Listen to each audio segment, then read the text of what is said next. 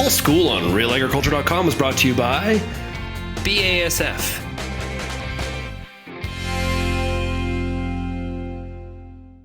Welcome to this episode of the Pulse School. I am Lindsay Smith with Real Agriculture, and this episode is a quick discussion with Dr. Tom Warkentin with the University of Saskatchewan's Crop Development Centre. I asked Tom about the breeding goals in balancing some of the disease risks in the pea crop with, of course, that demand for protein, and whether or not the industry is demanding different amino acid profiles and protein profiles in pea, or if it's really just about protein right now. In the last decade now, we've been putting much more emphasis on the below ground diseases, the root rots. And so our emphasis has gone a little higher on those. Not that we've forgotten about Ascochyta, but just an emphasis shift. And then maybe on the aspects of seed quality, you know, if you go back 10, 20 years, we emphasized the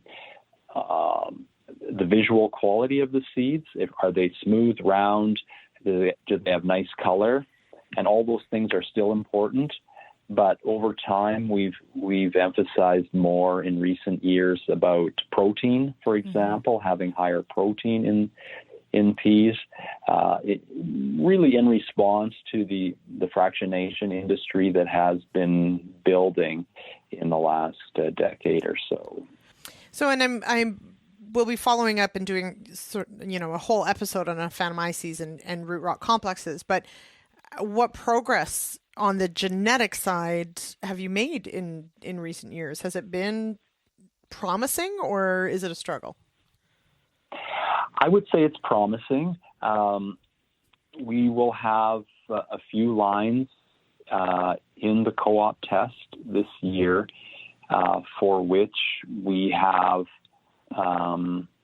we think we have improved resistance.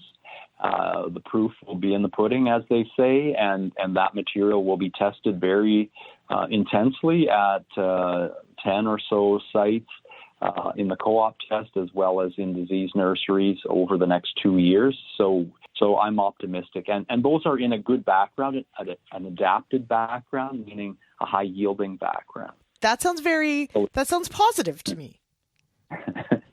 Yeah, good. I think so. I think it is positive. Well, that's good. Now, so shifting gears a little bit then in looking at then the protein component, the protein side of field pea, certainly peas have been a staple, especially for Saskatchewan. We're seeing peas being grown in perhaps an expanded area where they used to be, maybe into Manitoba, because of some processing that's come along as well. How much demand is there, or how much input, I guess, is there on, is it strictly protein level that end users are looking for, or is it specific protein components that are being sought after right now? For now, it's mainly the concentration of protein. More is better. And so that's our number one focus.